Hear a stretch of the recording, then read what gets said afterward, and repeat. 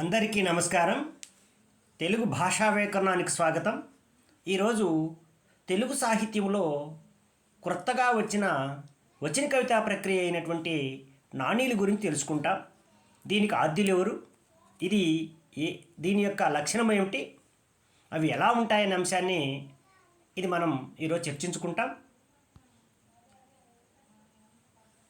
తెలుగు సాహిత్యంలో కొత్తగా వచ్చిన ప్రక్రియ నాణీలు.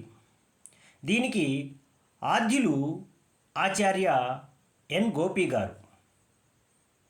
ఇది 4 పంక్తులలో అనంతమైన భావాలని ఇనుముడింపజేసే విధంగా ఉంటాయి. ఈ నాణీలు ఆచార్య గోపి గారి తర్వాత అనేక మంది కవులు తన రచన చేశారు. ఇందులో ప్రధానంగా 4 పాదాలు ఉంటాయి. 20 నుంచి 25 అక్షరాలు కలిగినటువంటి ఉంటుంది. ఉదాహరణకు, నగరంలో పుట్టడం లోపం కాదు, పల్లెల్ని మరిచిపోవడం పాపం. మరో చూడండి, నగరంలో పుట్టడం లోపం కాదు, పల్లెల్ని మరిచిపోవడం లోపం. ఇది ఆచార్య ఎన్ గోపి గారు రాసినటువంటి నాని. ఇక రెండోది చూడండి, ప్రేమకు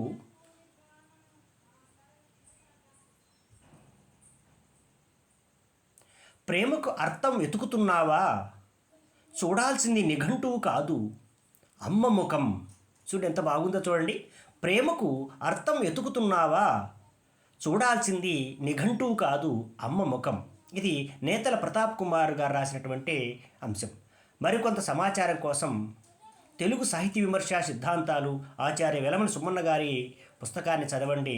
మరింత పరిజ్ఞానాన్ని మీరు అందిపుచ్చుకుంటారు. ధన్యవాదములు.